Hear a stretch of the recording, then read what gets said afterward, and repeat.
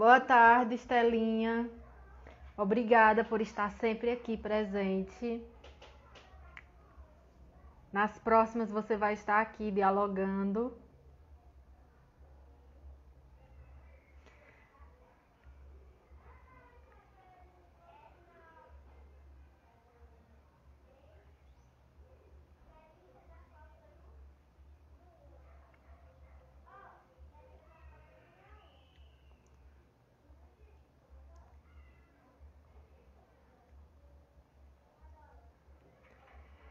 Gente, essa é a terceira cicla da Narrativas Cardinais. Essa tarde a gente vai conversar com a Lucivânia Lima, agora à tarde. E anterior a gente teve uma live com a Yarly Spee. Ontem a gente dialogou com a Brisa, que é uma artista de Minas Gerais, e também com a Flávia Gaudêncio, que é uma artista pernambucana que mora no Cariri há mais de 3 anos. Amanhã a gente vai ter a Letícia Persiles e também a Rita Emanuele Cidade. Elas vão estar falando um pouco sobre a narrativa delas. Muitíssimo obrigada pela presença de vocês. Boa tarde mais uma vez para quem está chegando agora. Falar para vocês que o Narrativas Cardinais é um projeto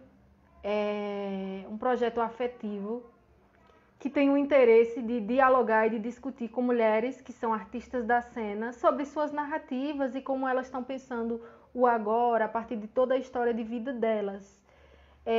E são sempre 4 mulheres do Cariri cearense. Às vezes esse Cariri envolve outras partes do Ceará, né, do Ceará, mas o foco é mesmo Cariri.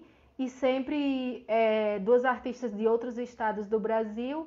E temos sempre a palavra de algumas pesquisadoras, sejam 2, às vezes 3 ou mais. Pesquisadoras que estão olhando para o mundo a partir da ótica do feminino, a partir da ótica do mulherismo, né? Sejam pesquisadoras que estão na academia ou não. Quero falar que temos 2 vídeos no IGTV referente a essa a segunda cicla, que é da professora Letícia, que é uma professora do Pernambuco, que vai falar um pouco sobre como é ser docente trans, gorda, negra na universidade, né? Ela vai falar a partir de todos esses lugares que ela carrega e como que ela enfrenta. E temos também a Jéssica Pican, que é uma mulher indígena aldeada de Fortaleza, de uma região ali próxima a Fortaleza, e ela também fala um pouco sobre a história dela. Isso tudo vocês podem conferir no perfil do Cardinal, além das outras lives que a gente dialogou com outras mulheres e que conseguimos salvar todas, né? Isso é muito bom, né? Quem não conseguiu ver agora pode ver em outro momento ou indicar para outros amigos. Bom, cardinal é a numeração exata que existe para além das subdivisões da quantidade dos elementos constituintes de um conjunto. Cardinal ou cardial é também a identificação de um pássaro vermelho do norte, uma ave passeriforme da família Cardinale. No Brasil, essas aves denominadas cardeais, como o cardeal do topete vermelho e o cardeal do Nordeste, conhecido como galo campina, pertencem à família dos fragilídeos. Fragilídeos são aves passeriformes que se alimentam precisamente de sementes. Semente é o óvulo maduro e já fecundado das plantas que podem alimentar, envenenar e renascer.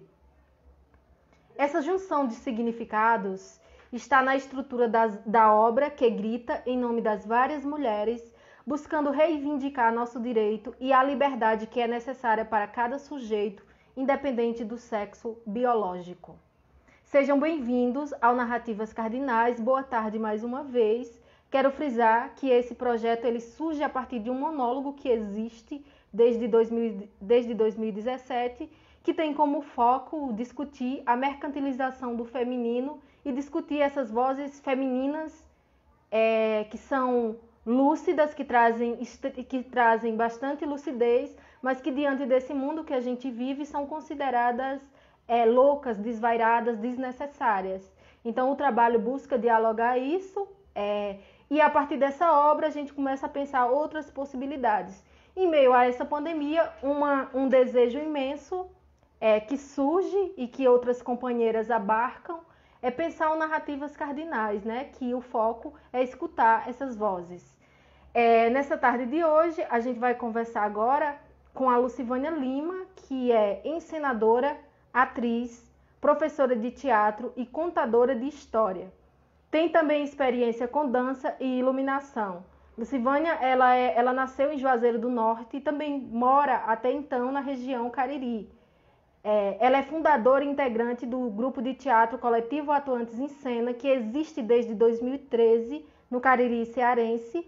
Foi integrante do coletivo Yamins Cariris e da Alisson Amâncio Cia de Dança. É gestora no Espaço Cultural Casa Ninho de Teatro, atual sede do Coletivo Atuantes em Cena. Ela é mestra em artes cênicas pelo Programa de Pós-Graduação em Artes Cênicas da Universidade Federal do Rio Grande do Norte, com pesquisas sobre encenadoras Cariri e a atuação em múltiplas funções.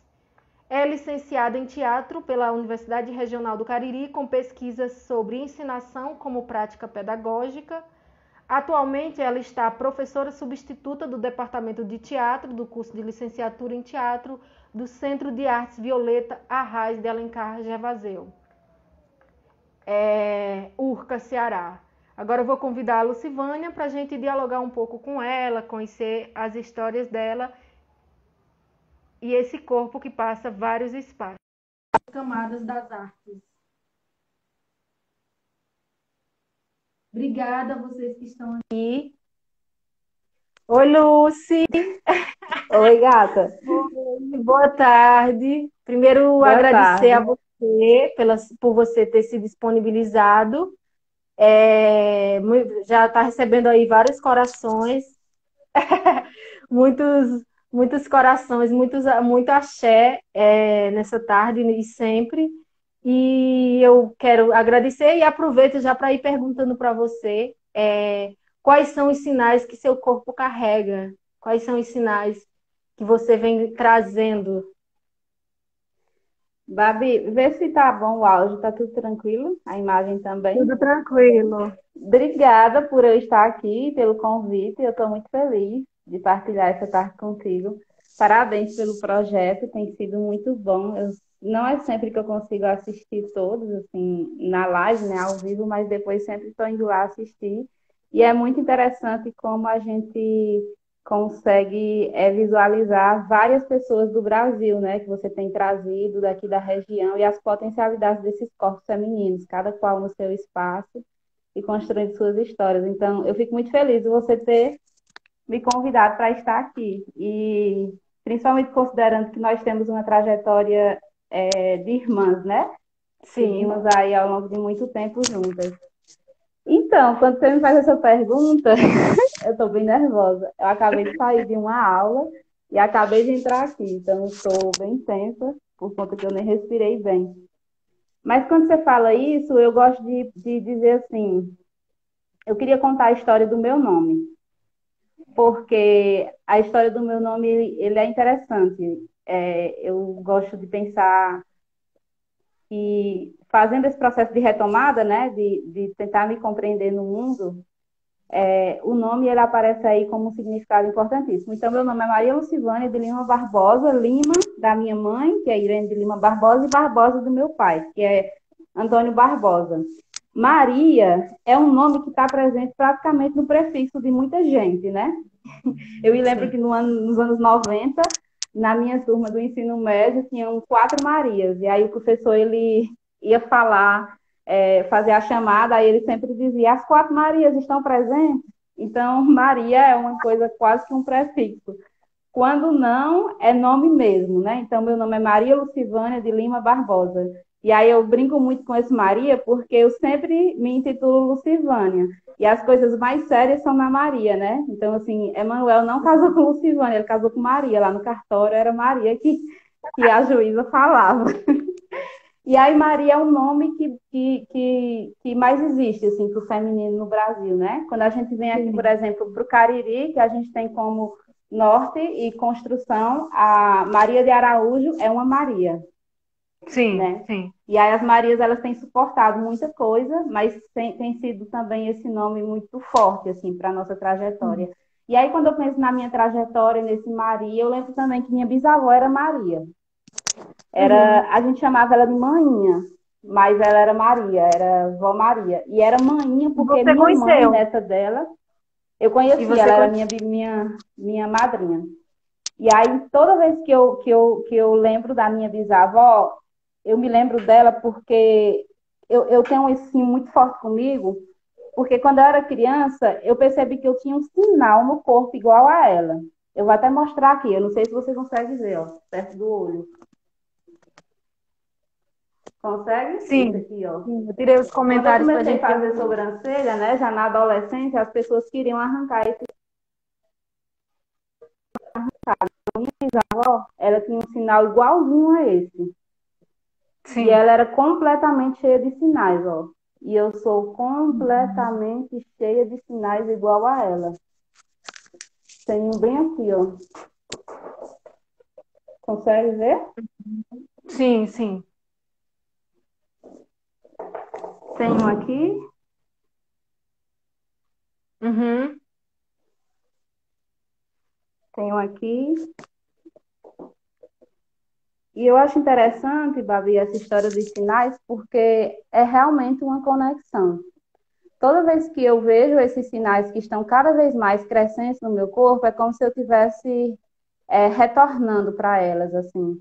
A minha avó, minha bisavó, ela era cheia de sinais, ela tinha o corpo Uhum. completamente cheio de sinais, o rosto, assim, quase não se enxergava. Minha avó também herdou isso dela. Minha mãe está ficando cada vez mais cheia de sinais e eu já venho com esse percurso. Então, é uma forma que eu me sinto muito ligada a elas, Sim. principalmente por conta desse sinal da minha bisavó, que era igualzinho. E minha bisavó tinha o nome Maria, né? Quando eu penso na palavra da minha bisavó, na vida da minha bisavó, eu tenho muito forte essa palavra, amor. O Sim. amor é um manifesto, né? Então, assim, eu queria trazer isso para cá, queria falar um pouco sobre amor hoje. E aí, por isso que eu trago a história da minha bisavó. Quando eu volto para ela, eu me lembro do quintal da casa dela, que tinha um pé de siriguela, que era um pé de siriguela que já tinha anos. Ela era um pé de siriguela que tinha feito parte da infância da minha mãe. A minha mãe caiu em umas brincadeiras assim com os primos no quintal e criou uma cicatriz nas costas que ela tem até hoje. Então, quando minha mãe fala dessa cicatriz, ela não fala com tristeza, ela fala com amor, porque ela traz à memória dela uma infância muito bonita que ela teve. Sim. E aí isso fica, né? Essas histórias que essas mulheres nos contam, elas ficam. A minha bisavó morreu, eu tinha 10 anos, mas é uma pessoa muito forte na minha vida. Muito forte, tanto é Uhum. que ela deixou esse sinal aqui herdado, né? Ela era a minha madrinha. Sabe o que é ser madrinha de uma criança? É quando a mãe, Uhum. ela entrega totalmente o seu filho para outra pessoa cuidar, dando para ela uma responsabilidade gigante, né? Que é esse lugar de ser mãe. Sim. Então, eu falo disso muito emocionada, né? Então, assim, eu tenho me visto nos últimos tempos nesse lugar de retomada, de voltar Uhum. para casa. Ano Sim. passado eu comecei mas eu estava falando do meu nome, né? Eu perdi o fio da É, mas meada pode da falar, tá história. tudo certo. Tá tudo certo. Olha que Seu nome, contadora sua voz, louca. seus sinais. Não, tá tudo tranquilo. E aí, voltando, daqui a pouco eu volto para cá. Meu nome é Lucivânia, né? Eu sou Lucivânia porque minha irmã era Luciana. Sim. E aí lá em casa tudo era combinado. Era Luciana era a mais velha, aí depois vinha Lucivânia, aí posteriormente veio Luana e depois Lucélia, assim como meus irmãos. E Edno. Então somos 4 homens, 4 mulheres, os homens com E, as mulheres com L. E aí minha mãe inventou que deveria ser assim, e assim foi. Mas é porque o nome da tua mãe, por exemplo, começa com L e do teu pai com E, ou não tem nada a Não ver? Foi só uma necessariamente, letra que eles escolheram. ela só viajou nessa história aí de ter os nomes parecidos. E aí o meu nome ele é criado por causa do nome da minha irmã, que é Luciana. Aí vamos procurar um nome que rime que seja parecido com Luciana, então vem Lucivânia. Aí eu me Sim. lembro que no nascimento de Lucélia, que é a minha irmã mais nova, eu acompanhei o nascimento, né? Eu já era um pouco maior, e eu me lembro que a questão era encontrar um nome que desse certo para ela, né, Lucélia, porque tinha que encontrar um ela e um nome bonito. E aí, depois de muita conversa, encontraram Lucélia. Mas eu acho isso muito interessante, Babi, porque essa relação dos nomes, isso que as pessoas se colocam na vida, que você vai seguir pelo resto da vida, eles têm uma história e eles é o que te colocam firmes numa terra. Então, quando eu lembro do Sim. meu nome, que lembro o nome da minha irmã, que lembro que todas as minhas irmãs são com L e todos os meus irmãos são com E, de alguma forma a minha mãe estava pensando ali numa questão de união, né? De afeto, Sim, de alguma forma. E aí eu acho que sim, isso da casa, isso do lar, isso do afeto está, né? Então, eu, como sim. Maria Lucivânia de Lima Barbosa, tenho cada vez mais voltado para casa para me compreender no mundo. Ó, Tenho Manu voltado para. comentou. Fala. Não, pode concluir, pode concluir. Manu comentou, né? Porque estão entrando aqui vários comentários maravilhosos, mas eu fico morrendo de medo de tocar e de fechar a live sem querer. Ai, como eu sofro com tecnologia. Mas, enfim, Manu comentou, mais ou menos assim, que a sua afilhada, a filha dela, também tem Maria no nome. E ela não tinha se ligado que seu nome tem Maria. Tá E vendo? aí, Ediceu e Cecília estão falando um pouco sobre narrar, né? Narrar enquanto um recorte de vida, enquanto olhar para a história. Isso é muito interessante. Mas continue falando, Lúcia. Você está falando da sua avó, dessa relação dos sinais, e tu falando muito forte do teu nome. Em algum momento o teu nome foi um problema? Não, nunca foi assim. Eu sempre achei o meu nome diferente. Eu nunca, assim, tinha uma pessoa que eu sabia que era Lucivânia, mas não é um nome muito comum, assim, como Bruna, como outros nomes que existem, né? Então, assim, eu sempre achei um nome diferente e as pessoas sempre me Uhum. chamaram carinhosamente do jeito que elas quiserem e eu sempre atendi. Eu lembro que Sim. pessoas me chamavam de Lu, como chamam até hoje, tem gente que me chama de Lucy. Tinha uma amiga Uhum. no ensino médio que me chamava de Sivânia, ou seja, cada partícula do Lucivânia as pessoas me chamam. E Sim, meu pai me chama de Vânia, minha madrinha me chama de Vânia. Então, assim, sim, tem uma relação do nome que eu não me incomodo. Mas voltando para essa questão da narrativa, né, que é de ser o ponto 8 que eu tenho colocado, eu tenho sempre narrado essa história, né? Que é um lugar que eu vou me sim. reconhecendo no mundo. E aí eu me lembro que a questão da narração de histórias, da contação de histórias, ela está Uhum. presente na minha rua. Eu moro nessa rua, que eu moro até hoje, né? Que eu sempre falo dessa rua, e aí eu até estava brincando contigo Sim, hoje de manhã, dizendo que daqui a pouco as pessoas vão bater aqui na minha porta e dizer que descobriram minha casa porque eu falei na live, né? Porque eu sempre falo desse lugar, que foi o sim. lugar que eu nasci. E aí eu me lembro que na minha infância as pessoas contavam histórias de terror, histórias de trancoso, né, que chamavam.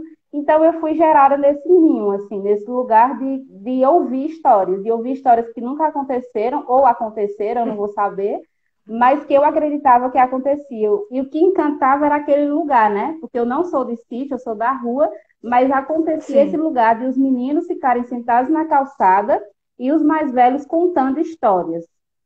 A Uhum. maioria histórias de Trancoso. E a gente Sim. adorava ouvir aquilo.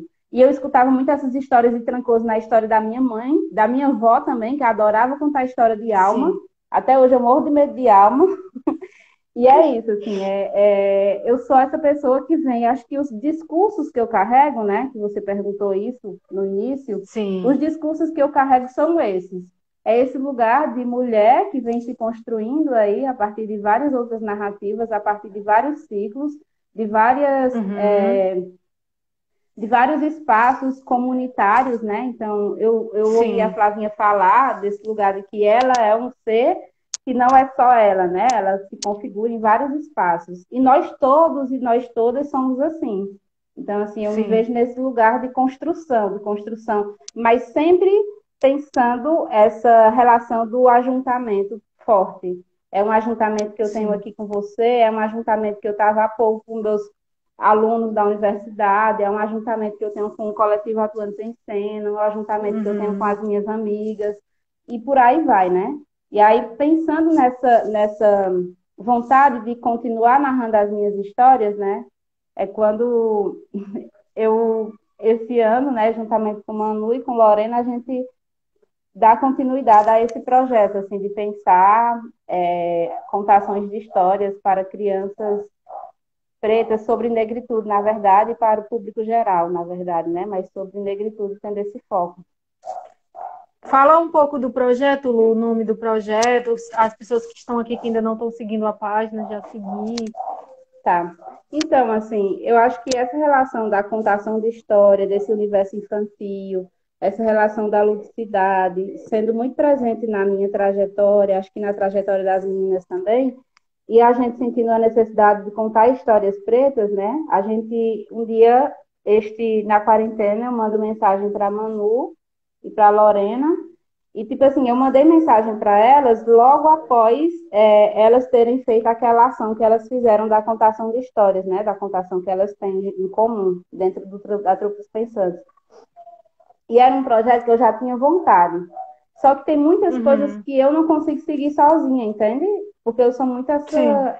essa pessoa mesmo, assim, de coletivizar as questões. Então, como eu não conseguia seguir sozinha, então, quando eu vi a contação das meninas, foi um impulso para eu entrar em contato com elas e dizer, vamos fazer um projeto para a gente fazer contações de histórias relacionadas à infância e que tenha como foco a negritude, porque é uma necessidade nossa, é uma retomada que nós estamos fazendo, né? Nós, enquanto pessoas pretas, pessoas indígenas, de compreender um pouco mais nossa história, de contar mais as nossas histórias.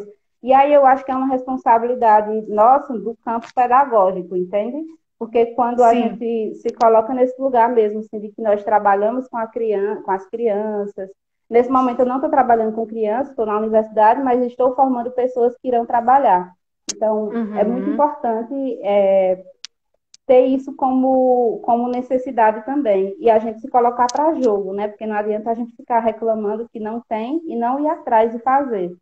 Então, assim, esse projeto surge muito dessa vontade de pensar um pouquinho das narrativas que estão sendo contadas. Sim, sim. É isso, basicamente. Interessante. Sim, fala o nome do projeto que eu comentei e a página para a galera seguir. O nome do projeto é Ipade Dudu Nilê, que é Encontro Preto em Casa. Então, amanhã a gente vai fazer uma live lá na página, né? Que é @IpadeDudu Nilê. Aí a gente vai fazer essa live às 15 horas da tarde e a gente vai estar falando um pouquinho mais sobre o projeto. Mas o objetivo é esse que eu apontei e a forma de organização é basicamente essa de semanalmente a gente está contando uma história. Então, o Instagram, ele é o meio que isso irá acontecer, né? A gente divulga ali na plataforma e de lá vocês podem se direcionar para o YouTube, que é onde a gente coloca realmente as histórias, assim, toda terça e toda quinta, no finalzinho da tarde, sempre terão histórias, não só nossas, mas de outras pessoas também, que estão interessadas em contar histórias relacionadas ao povo negro. Maravilha. E tu consegue encontrar, já encontrou algum conto que é muito semelhante, não é nem mito a palavra, mas alguma história, alguma história que é do continente africano, mas que tem muito semelhante, por exemplo, no Cariri? Tu já No se deparou com Cariri, alguma? não, Sim, nesse sentido? Não igual, mas semelhante, que lembra? eu acho que essa relação dos mitos, elas são sempre muito fortes, né? Por exemplo, aqui a gente tem, eu não vou lembrar uma semelhante nesse momento, mas aqui a gente tem muito fortemente a questão da pedra da batateira. Aí aqui a gente tem muita história, assim, que às vezes a gente tem até as raízes em África e a gente não sabe, entende? Então, quando você Sim, vai lá total. para a história mesmo africana, você começa a perceber que a raiz é ali, sabe, Bárbara? Mas, assim, Sim, com alguma similar certeza. eu não consigo te dizer nesse momento, assim. Mas Uhum. muitas histórias relacionadas, por exemplo, à natureza, à chuva, a origem da chuva, que tem ali uma relação com os orixás. Tudo isso é muito forte na nossa cultura, que a gente não reconhece, né? E que, se a gente for investigar mais um pouquinho, tem essa relação Sim, direta com os contos africanos e indígenas também. sim. Total, total. Menina, tu falando de pedra, eu lembrei que lá no sítio, pedra é considerada santa, porque antigamente houve uma seca muito grande no Ceará, e as pessoas falaram que os mais velhos, né, eles pegavam pedra e cozinhava com ervas e tomava o caldo. Não era a pedra que tomava, claro, né? Tomava o caldo. Então, tem uma relação muito forte com a pedra, assim, tu falou em pedra e eu lembrei. Interessante. Então, assim, a Tem, pedra tem uma tem. história, Babi. Tem uma Pode história falar. que ela não é um conto africano, mas é muito parecido com isso que tu fala, porque é isso, é apropriação, né? As pessoas às vezes se apropriam mesmo. Sim, Que é a história da sopa de pedra, que é a história de eu não vou lembrar o nome do autor, mas é a história de uma comunidade muito pobre, que as pessoas uhum, dessa comunidade não têm comida. E aí chega alguém sim, nessa rua, muito pobre, e chega pedindo sim, comida, né? Aí as pessoas dizem, não, mas aqui a gente não tem comida. Não, a gente não pode te receber porque a gente não tem comida aqui, vai embora e tal. Aí o homem, muito sábio, ele diz assim: vamos fazer uma sopa de pedra? Aí ele vai e coloca a pedra num caldeirão bem sim, grande, aí pede o gás numa casa, pede a panela, enfim, coloca tudo no fogo. Aí, aos pouquinhos, ele começa a chamar os vizinhos, né? Ei, vizinha, você teria uma cenoura na sua casa que pudesse dar? Aí ela diz assim: outras coisas eu não tenho, não, mas a cenoura eu tenho. Pois traga. Aí vai e traz aham, a cenoura. Aí chega na outra casa e diz: Ei, você teria um pedacinho de coentro para poder dar, para poder colaborar com a nossa sopa? Aí a pessoa vai lá e dá a sopa. E um pouquinho em pouquinho de cenoura, de beterraba, de batatinha, de cheiro uhum, verde, essa sopa vai crescendo, né? Então, o caldeirão que fez a sopa, né? Ele passa a servir toda aquela população, né? Todas as pessoas ali presentes. E é interessantíssimo, porque pensa essa relação de comunidade, né? De troca. Que, por exemplo, você sim, pode não ter aqui, mas se o seu vizinho tem, você pode pedir sim. para ele, ele pode compartilhar, e nesse lugar de compartilhamento, a gente consegue matar a fome de todo mundo. Eu me Tem lembrei uma dessa história brinca... porque tu falou. tem uma brincadeira antiga que se chama guizague, são as crianças que elas se encontram e vão fazer comida. E um leva o fósforo, o outro. Mas é verdade, tem essa brincadeira. Um leva uma comida, outro leva a panela da casa e fazem. E Que brincam meio ótimo. que. Enfim, Essa muito coisa da interessante, né? contação, Babi, só para complementar, que tu trouxe a história Aham, da sopa, aí eu lembrei também que, por exemplo, era uma história que eu sempre contava com os meus alunos da educação infantil. Tal hora eu inventava de levar uma pedra dentro da mochila e pegava vários alimentos dentro de casa, né? E aí eu brincava com eles aham. e cada um colocaria o alimento lá e eles compartilhavam dessa sopa. E aí eles sempre falavam, professora, vamos contar a história da sopa, porque eles adoravam, né? Essa ideia de cada Sim, um poder contribuir com alguma coisa. maravilha. Lucy, como é que tá a tua vida nesse momento? Assim, sei que de vez em quando tu aparece nas lives, sei que tu tá dando aula, mas como é que tu tá se cuidando para continuar essas rotinas entre o trabalho e também esse cuidado a partir desse momento que a gente tá? Eu tenho seguido, assim, minha vida em vários aspectos, assim, depois desse momento da pandemia. É, eu, a gente teve dentro do departamento de teatro, né, da UFSA, que é a universidade que eu estou atuando nesse momento, nós resolvemos dar continuidade remotamente com aqueles alunos que pudessem, né? Justamente para a gente Uhum. manter um vínculo com os alunos. E aí a gente manteve esse vínculo, eu em alguns componentes, né? E aí eu segui com eles. Isso dentro da universidade, para mim foi importante, sabe? Porque eu ajudava eles, como eles me ajudavam nesse processo de ultrapassar esse momento aí da pandemia, né? Juntos, Sim, porque eu acho que é nesse lugar, assim, e não é colocando como foco, vamos ter que ler tal autor. Não, não é. Era uma necessidade de encontro mesmo. E aí acho que essa necessidade de encontro, ela vem do teatro, da prática de teatro sim, mesmo, teatro de grupo, sabe? A gente, sim, de teatro de grupo, desse lugar de comunidade, desse lugar de família, desse lugar de aconchego, desse lugar de ajuntamento. Então, acho que isso, sim, todas essas relações de palavras me colocam em contato e coletividade com outras pessoas, elas me são fortes e estão presentes assim nos desejos e nas sim, formas que eu quero estar no mundo, né?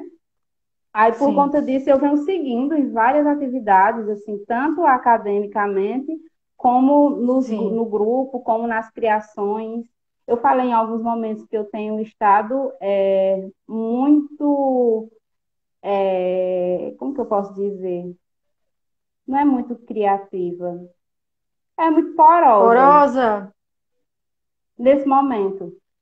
Eu uhum, tenho estado em casa e eu, sem, sem Sem me boicotar muito, eu tenho feito movimentos em casa, entende? Tenho brincado assim sim, com o meu corpo e descoberto o que é isso, o que é estar em casa, o que é ter só o quintal e um céu de noite para ver, ou pela manhã acordar e ir logo para o céu, porque é um lugar fechado, né?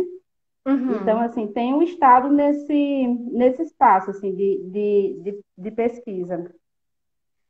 E aí sim, surgiu esse projeto aí com as meninas também, a gente está trabalhando.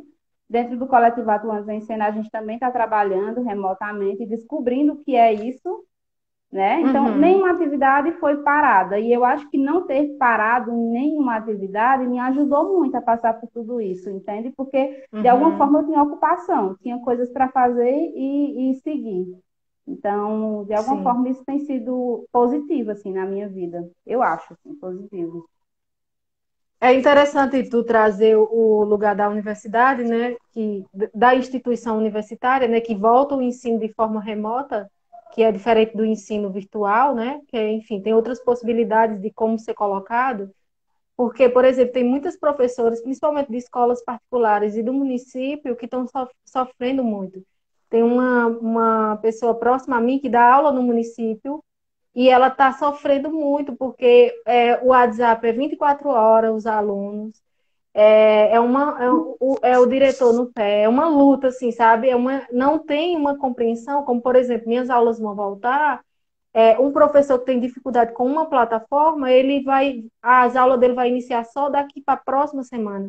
É interessante, né, esses lugares em que a gente está falando da docência, mas que não são tão afetuosas assim. O discurso do ensino remoto ainda não chegou de forma saudável, né? Tem muitos professores que estão realmente cansados nesse momento, em meio a ter que ministrar várias aulas a partir de um aparelho que até então não tinha essa prática e a cobrança dos alunos, porque às vezes não entende, enfim, uma loucura. Mas que bom que tu tá trazendo, a partir de tua realidade, outra perspectiva, né? E eu friso, Uhum. mais uma vez, que infelizmente no Brasil, a disparidade de como olhar para esses docentes, né? A partir dos campos. Isso é muito triste, assim, para a gente pensar a realidade da É. educação. A gente vem Mas, de uma realidade aqui no Cariri, né, e da nossa universidade, que é a URCA, universidade que acho que muitas pessoas se formam, de muita carência uhum, mesmo, né? Pessoas, os alunos da URCA sim, são filhos de agricultores, e isso está dado. uhum, Então, assim, querendo ou não, a questão do acesso é uma dificuldade ainda, mas, por outro lado, eu vejo que existe, acho que o que nos lança nessa ideia de querer continuar o contato com o aluno é justamente o desejo de fazer com que ele não perca esse vínculo com a sim, universidade, entende? Então, é pensando numa relação de flexibilizar algumas questões ligadas ao ensino mesmo, sabe? E de uhum, pensar na importância que é essa questão do encontro, assim, que o professor propõe, assim, com os alunos e continuar seguindo, porque ninguém esperava por isso e ninguém estava preparado. Inclusive, os sim, lugares mais, né, desenvolvidos, as melhores universidades do mundo, elas não estavam preparadas. Então, como é que a gente sim, consegue pensar nisso e é pensar mesmo diante das realidades individuais, assim. Por exemplo, eu estava com 3 turmas e tem uma turma que eu não consegui seguir. Teve outra turma que eu consegui seguir até metade. Teve outra turma que eu finalizei hoje. Então, assim, são relações e relações, assim, mas sempre tendo como ponto principal o não vínculo, o cuidado, de uhum. construção desse lugar afetuoso. Eu, pelo menos, penso dessa forma, e acho que muitos professores do departamento de teatro também. Eu falo Sim, departamento de teatro, que é o que eu sim. estou, né? Manu acabou de comentar que os professores da educação infantil estão enlouquecidos, eu imagino. Eu sei disso Chega um também, momento. porque A minha irmã, ela também é professora na rede municipal e é muito complicado. E ela tem um bebê de 2 anos. Enfim, assim, são questões e questões que se a gente for enumerar aqui, a gente não encerra, né? Porque É. são muitas dificuldades mesmo, assim. A gente não é preparado para isso e as crianças também não, e são crianças de rede pública é, que não têm acesso direito ou o acesso é muito ruim, e aí às vezes tem que Uhum. compartilhar do celular do pai ou da mãe com um crédito ali que vai embora rápido, e às vezes são 5 filhos na casa que tem que compartilhar, e aí os pais têm que dar um acesso ao sistema, mas os pais não sabem usar o sistema, então, assim, é muito complexo. Aí os pais entram em contato com os professores, ah, professora, não faça mais isso, eu prefiro que meu filho perca o ano. Então, assim, são vários relatos que ela diz, assim, né? E que eu vejo que é muito Sim, complicado. Pela individualidade sim. dela, né? Que tem toda uma questão aí em casa que ela está dando aula com criança pequena, e pela questão do acesso mesmo, como é que isso está chegando de verdade, assim, na vida dessas outras crianças. Pois é. Pois é, Elu, voltando aqui a pensar um pouco sobre os processos, porque, enfim, esse tema dos pais, professores e criança é muito forte, é muito forte. Realmente são disparidades de como olhar para esses docentes e para esses alunos. Infelizmente, na maioria das escolas e do ensino privado, não estão tendo um olhar de afeto para os docentes e para os alunos, né? Na universidade em que eu estudo, até bolsa para pagar a internet, eles estão disponibilizando para os alunos e computadores. Então, assim, é Uhum. realmente realidades e realidades, né? Mas, enfim, dando seguimento, né?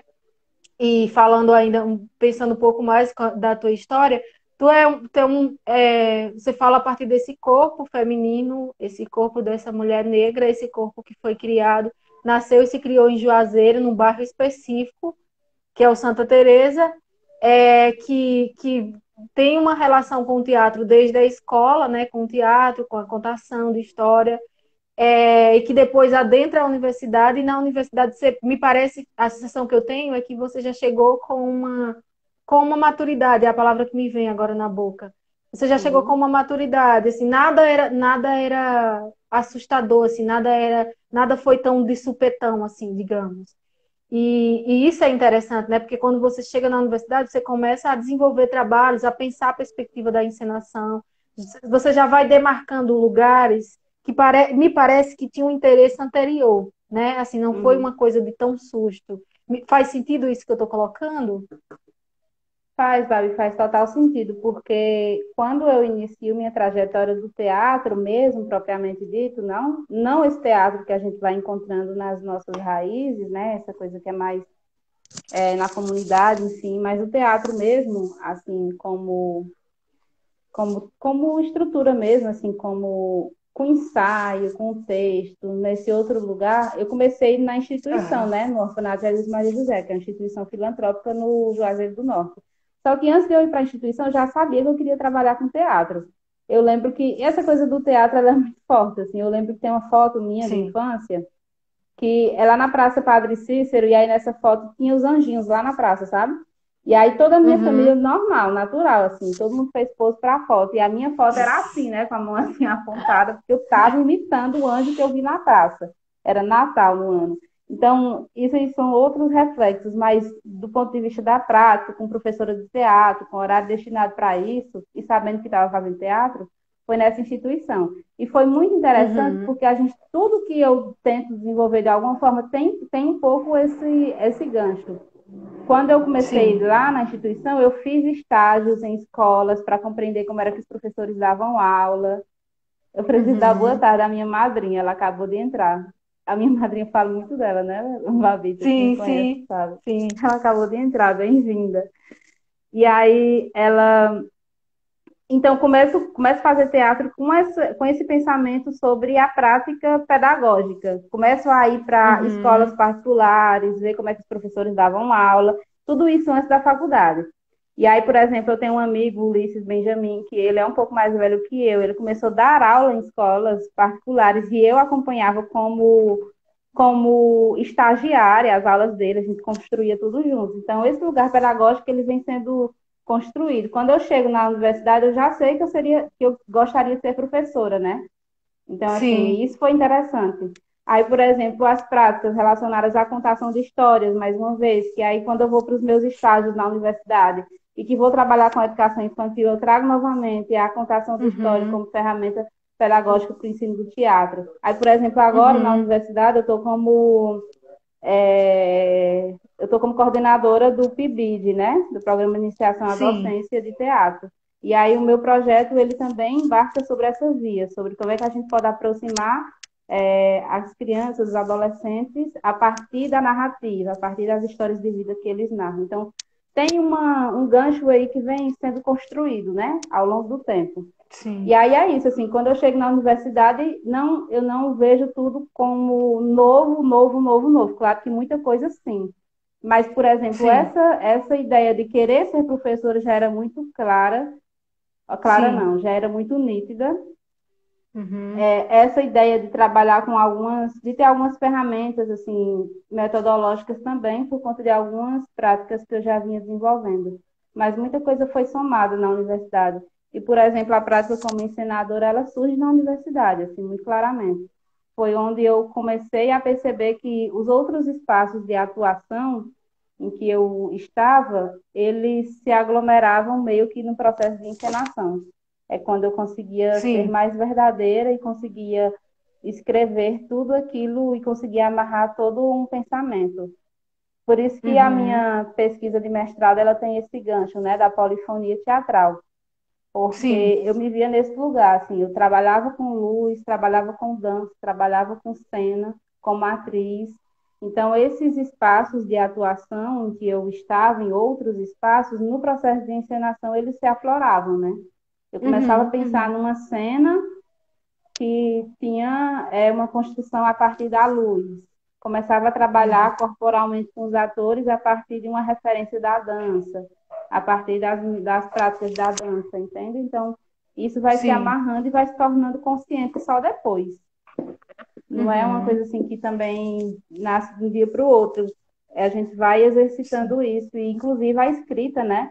É algo que é muito Sim. importante nesse processo, assim, de a gente se compreender no mundo, assim. Eu vejo muito dessa forma, porque é quando a gente vai conseguindo amarrar tanto a trajetória como aquilo que a gente quer projetar para frente, né?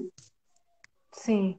Isso é interessante o que você traz, né? Porque, enfim, a estrutura da universidade, de saber que era uma licenciatura, que sair dali como docente não era algo novo, né? Não foi um susto tão grande como muita gente às vezes chega e tem esse susto, né? Uhum. Isso é interessante, isso que você coloca, e como que esses espaços, né, vão te retroalimentando e você vai descobrindo outras camadas, né? Seja estando no atuante, seja estando nesse novo processo de contação, né? Como é que é esse lugar de pensar a luz, de pensar a encenação, de pensar o trabalho de atuação, de pensar, isso tudo está dentro dessa sua narrativa que você vem construindo, né? E aí, Lucy, o tempo é um negócio, né? Nessas histórias de live.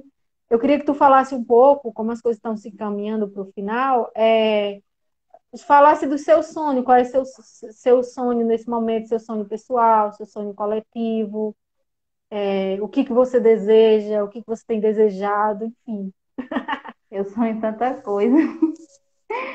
Eu queria agradecer as pessoas que estão aqui. Tem muita gente importante. A Valéria acabou de falar, Valéria Carvalho. É um prazer, assim. Cecília Maria também está aqui. Tantas mulheres significativas, assim, né? Passando por aqui. A Manuzinha, que é a minha comadre. A minha madrinha, que passou por aqui também. Mas te respondendo o meu Sim, sonho, eu sempre tive um sonho como é que eu falo isso, assim? Sempre tive esse sonho e ele continua presente. Que é, tipo assim, de ter um grande espaço de arte e cultura. Eu acho que esse é o meu sim. grande sonho. Só que para chegar a esse sonho, eu tenho que passar por tantos outros ainda, né? Então, Uhum, assim, nesse momento, nesse atualíssimo momento, o meu sonho é que tudo isso passe, que eu não tenha mais medo, porque eu tenho muito medo do que pode acontecer. Eu tenho medo que as sim, pessoas adoeçam, que as pessoas fiquem mal. E isso é muito ruim. Então, assim, eu tenho sonhado com isso, com a liberdade verdadeira. Sim. Depois disso, vem outros sonhos, assim, eu queria realmente, assim, conseguir me estabilizar para conseguir alcançar outras coisas, como esse grande sonho que eu acabei de te dizer. Um grande espaço em Uhum. que as pessoas pudessem trabalhar artisticamente, em que eu pudesse trabalhar. Não um espaço que as pessoas pagassem, mas um espaço, por exemplo, aqui no meu próprio bairro, que é a rua onde eu nasci, que as pessoas pudessem fazer arte e pudessem mudar suas vidas, entende? Então Uhum. chega a ser um pouco utópico, mas um Sim. sonho é sempre isso, né? De alguma O forma. sonho é... E assim, por exemplo, tem um terreno na minha rua que fica em frente à casa da minha mãe, na mesma rua que eu moro, que é um Sim. terreno gigante, ninguém nunca usou esse terreno. E esse terreno ele é grande e, tipo assim, desde que eu sou criança que esse terreno nunca é habitado. Então, eu fico pensando, um Sim. dia, quando eu tiver dinheiro, vou comprar esse terreno e vou fazer um grande centro para que a gente consiga mudar um pouquinho essa realidade, principalmente desse bairro que eu moro, né? Que é um bairro periférico.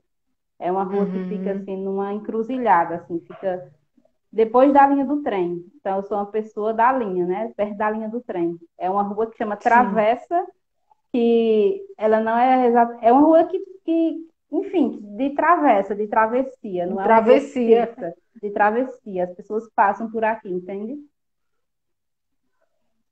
É assim, eu tenho Interessante, né? sonhado com Essa ideia essas de coisas. travessia que despacha, que leva, que atravessa, que É. vai.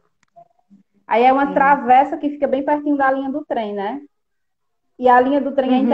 é uma coisa interessante, porque a linha do trem é algo que fica para um bairro abaixo, que é o Salesianos, e um bairro acima, que é o Santa Teresa. Aí o bairro Salesianos, ele sempre teve melhores casas que o bairro Santa Teresa, entende? Então tem esse lugar Sim. de trânsito também e de espaços que são cortados por essa linha do trem.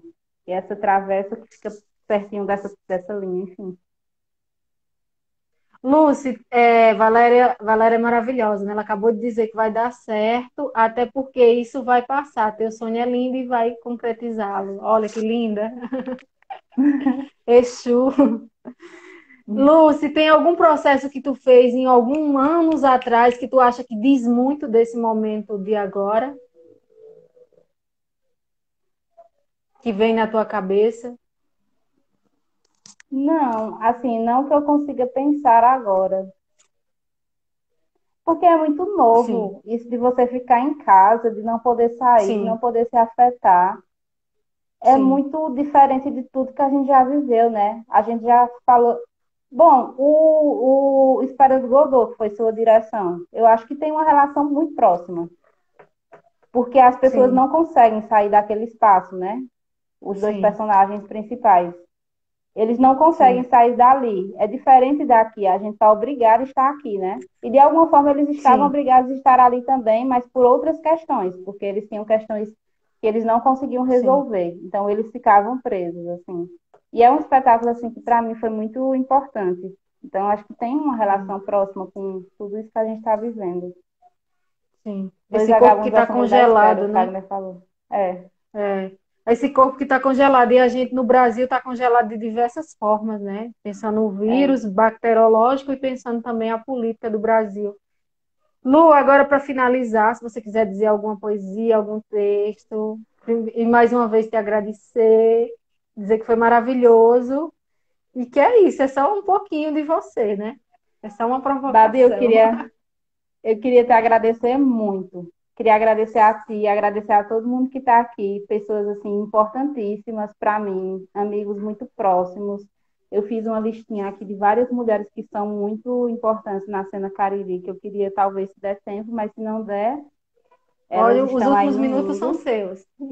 Mas esses últimos minutos eu queria falar, continuar. Eu comecei falando de amor e eu queria falar de amor. Eu fiquei procurando, queria falar de amor, mas qual texto eu queria falar de amor? Aí hoje eu recebi um texto que é do Roger Cipó, que é um escritor interessantíssimo, e ele escreveu um texto e aí caiu no meu WhatsApp. Eu digo, esse texto eu preciso ler. Esse texto ele diz o seguinte: e lei e fé pode ser traduzido como casa, morada, terra do amor.